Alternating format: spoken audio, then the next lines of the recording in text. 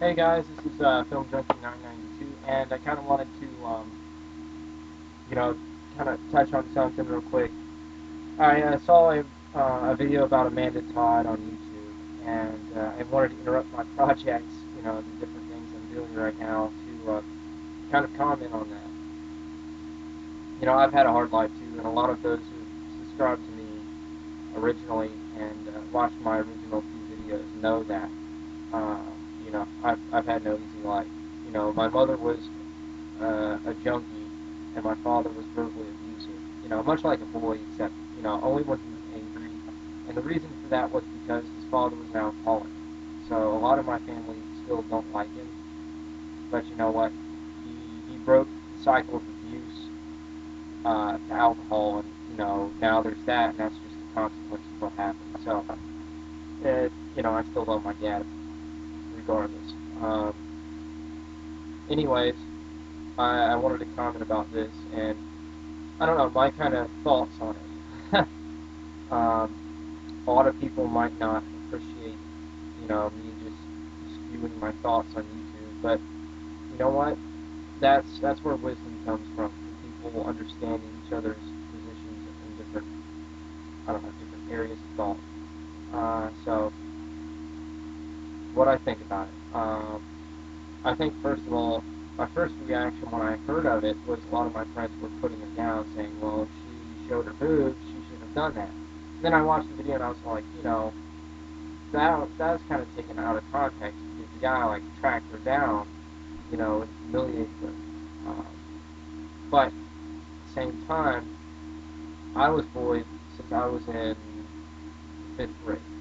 Really, I felt it since I was in the third grade, to be honest with you. I was a star student. I made all A's. That wasn't the problem. The problem was I was kind of a social pariah. I always stayed to myself, and when I didn't, I was just one of those fun, goofy people. Um, and I guess for some reason that made me a target. But it made me a target, so I was made fun of. And another reason was because of my name. And I'm not going to, I'm not going to tell you because I don't want you to know my name. But I think that it's really important that you should recognize this for what it is. First of all, it's horrible that she. I'm not saying that wasn't horrible. It's horrible that she committed suicide. It's horrible that that even happened to begin with. To be honest with you, I've always wondered why things like this happen. Ever since I was little, because I had to endure it. Um, I've always wondered about those things.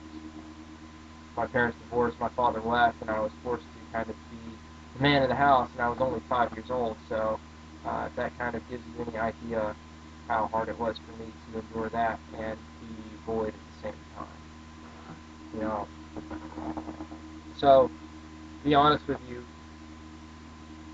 instead of simply accepting what other people told me, because my family always said sticks and stones never break your bones, only, no, sticks and stones break your bones, but words can never hurt you. That's what I was told. And I took that to heart. I heard things like, you can do it, you can do whatever you set your mind to, things like that. So I never really believed people when they said I was a horrible person. The only thing that gave me any kind of insecurity was my own inability to do things, when I made a mistake. And the reason for that was I didn't give them an inch, you know, because when you give someone, some sort of bully an inch, they take a mile, you know. They say, oh, I hurt him, let's hurt him some more. That's what they say in their minds. And I don't know if that's exactly what they intend or not, but that's what it seems like. I'm not a bully, so I wouldn't know. So anyway, through school, as I was made fun of, I decided instead of simply caving, I decided to instead make myself in a way that would not allow them to say, ha, you're fat, you know, because I wouldn't be fat, or, ha, this, that, or the other. The only thing they really made fun of me after a while was my name, and that's because it has a specific different word in it that is kind of graphic. So it's Greek, so I can't really help that. Totally unintentional. But anyway, as I progressed through high school, I still studied and I was smart and I made the grade. So people needed help, and some of these people were bullies. So I helped everyone, because I'm a Christian, and what it says is help your enemies, because anyone can help their friends. It takes a really good person to help their enemies. So I said, I might as well do this because, yeah, I don't like them, they don't like me, but, they're people, and people make mistakes. And that was in the context of my mother making mistakes and me making mistakes as a person. So I said, they've got flaws. So I helped them. And over the years, they realized, wow, this is a really nice guy we're making fun of. So they stopped. And eventually, I was elected the senior class president. I can remember I didn't even know everyone's name. And that was weird for me because because I had never experienced that before. I was never popular or any. I was always made fun of. So when some random guy says, "Hey Earl," and I don't know who they are, I'm like, "Who are you?" You know. Uh, and I'm not saying this to be vain. I'm saying this because there's a point to it, and that point is what made her life as tragic as it was were two things.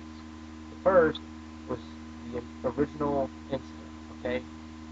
But the other thing that I believe is more important is underlying. Most people don't realize this. It's the way that she reacted to the things in her life.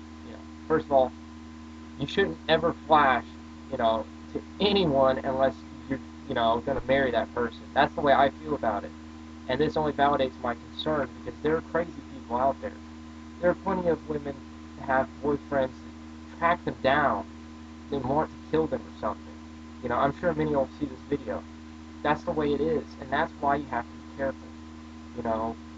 That's one reason I justify the morals I have, because, there are dangerous things out there, and you need to be careful about it. Ironically, it's one of the things that my family doesn't really worry about. I mean, maybe it's ironic, maybe it's justifying what happened, but they didn't. They don't worry about that stuff. And my dad had to file a few restraining orders, and my mom's had a lot of tough luck as well. So I took that as a lesson. Everything that we do has consequences, and something like that has severe consequences, obviously. So the flashing incident being placed aside, when she moved, she didn't have to cut herself. She didn't have to abuse alcohol. She didn't have to abuse drugs. I understand that she was struggling. I have struggled. I live in poverty. This, you can't really see it, but there's not really that much space on either side of me because this is a storage building. I record my videos and then I upload them onto YouTube because YouTube won't automatically record and upload them because I don't have enough bandwidth, because I borrow my neighbor's bandwidth, and they don't mind at all. So I understand all of those things, grueling hardships that occur in people's lives, and if anyone has those kind of problems, talk to me, because, I can help you work through it. And that's what I believe pastors should be doing more of. I think that's their function in the church. It's not to, look down upon homosexual people or anyone else. Their job is to help people. And that's what it should be about. Moving on. I think that the only reason that bullying in that context exists is because we allow peer pressure to get to us. We would not allow that to happen. If we would just say no, flat out no, and then leave, no one would pressure you anymore because they would realize that you're just not going to do it. It kind of reminds me of Ron Paul, because Ron Paul is this guy. None of the politicians ever ask him to do anything unless it's totally justified. because they know he's just going to say no, and he's going to go on a rant about the Federal Reserve and states' rights and how the federal government is too big and it's taking advantage of people. And that's how I think we should all be. When we think something is wrong, the second someone confronts us and says, hey, you want to do this? Just say no. That's all it is. Say no. Because when you say no, they say, okay, they're forced to accept it, right? They may make fun of you for it, but that's who you are. So you shouldn't be ashamed of that. And secondly, if you did do it, and you didn't feel right doing it, and then you do get made fun of for it, guess what? You're going to feel like crap, because you just violated your own code, and you were made fun of it when you thought it would help you. It doesn't help you.